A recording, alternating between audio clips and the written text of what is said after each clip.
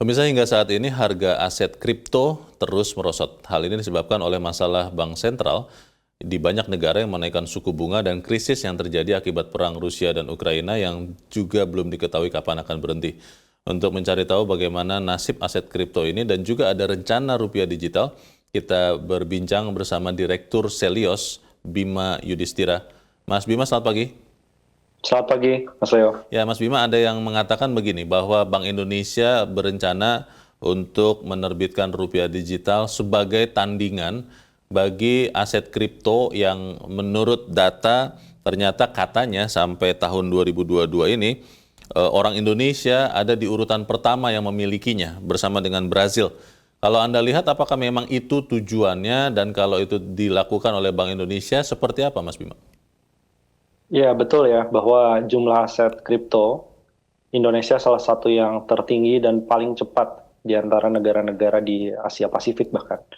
Kemudian juga sudah mengalahkan investor di pasar saham untuk kategori investor retail. Memang ini di satu sisi pertumbuhan yang cukup cepat, cuman kalau kita melihat sebagian masuk 2020-2021, itu ada yang disebut sebagai fenomena pandemik kripto. Mereka masuk karena mencoba daya tarik kripto yang menjanjikan tingkat imbal hasil yang lebih tinggi bahkan daripada suku bunga ataupun aset lainnya yang resikonya juga tinggi.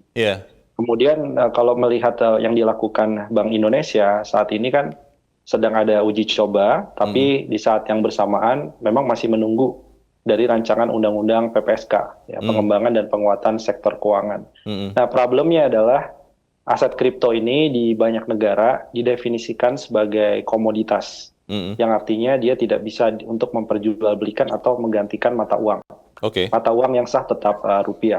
Nah, jadi perdebatannya sekarang adalah pengaturan apakah aset kripto ini mau sama-sama diatur oleh Bank Indonesia OJK sebagai aset keuangan atau tetap diposisikan sebagai komoditas yang di bawah kendali oleh Bapeti. Nah, ini yang masih kemudian masih menjadi pertanyaan. Baik, Mas Bima, pertanyaannya kan begini, ketika banyak sekali orang Indonesia, saya sih tidak masuk, tapi banyak sekali teman rekanan saya yang masuk ke aset kripto dan sekarang kalau yang ada bilang tidak merugi itu bohong, umumnya merugi semua sekarang. Apakah kemudian rencana Bank Indonesia untuk meluncurkan rupiah digital ini bisa menjadi daya tarik? Karena kebanyakan orang mengatakan lah saya di kripto saja rugi, ini apalagi nih rupiah digital. Bagaimana Mas Bima? Ya, pertanyaannya tujuan rupiah digital ini untuk apa? Apakah sebagai pengganti aset kripto, meniru seperti yang dilakukan di China? China itu meluncurkan yuan digital dan melarang peredaran semua aset kripto. Jadi bank tidak boleh memfasilitasi aset kripto sebagai mata uang maupun untuk komoditas berjangka. Itu yang dilakukan di China. Jadi tidak boleh ada dual system.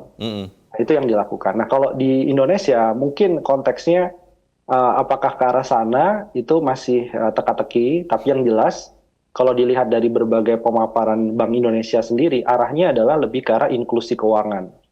Sehingga lebih banyak cashless untuk perdagangan retail, kemudian di warung tradisional, bahkan di platform e-commerce. Itu yang sebenarnya ingin dituju sehingga sistem keamanannya jauh lebih baik. Orang berpindah dari transaksi tunai kepada transaksi rupiah digital. Nah, ini ada dua persepsi. Sepertinya ingin dikotakannya ke sana. Jadi tidak untuk menggantikan aset kripto. Aset kriptonya tetap boleh tapi hanya diperdagangkan sebagai komoditas bukan mata uang. Kalau bicara aset kripto sebagai komoditas, yang kita juga masih mencari tahu ya pengaturan resminya atau yang lebih jelasnya seperti apa. Tapi kan secara faktual kita lihat semua aset kripto sekarang sedang menurun. Saya mau pakai bahasa yang lebih ringan daripada anjlok begitu. Apakah kemudian masyarakat masih bisa percaya kepada aset kripto dan juga termasuk kepada digital rupiah kalau nanti sudah ada, Mas Bima? Ya, ini dua hal yang beda. Kalau untuk yang aset kripto memang tidak ada satupun ya investor ataupun bank sentral yang bisa mengendalikan aset kripto, Bitcoin, CS, Ethereum, dan lain-lain.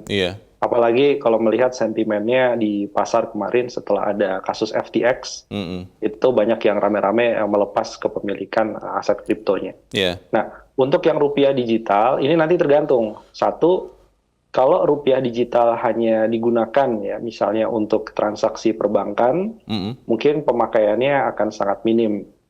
Kalau rupiah digital digunakan sebagai bursa berjangka, jadi kita bisa trading rupiah terhadap dolar, tapi rupiahnya adalah rupiah digital. Baik. Itu ada dua konsekuensi. Konsekuensi pertamanya rupiah digital akan mungkin lebih menarik, karena masuk tuh investor-investor di bursa berjangka, forex. Tapi di satu sisi bisa jadi ajang spekulasi.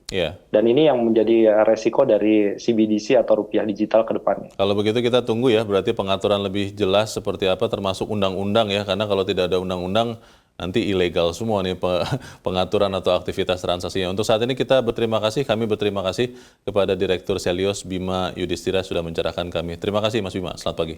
Ya, sama-sama, selamat pagi.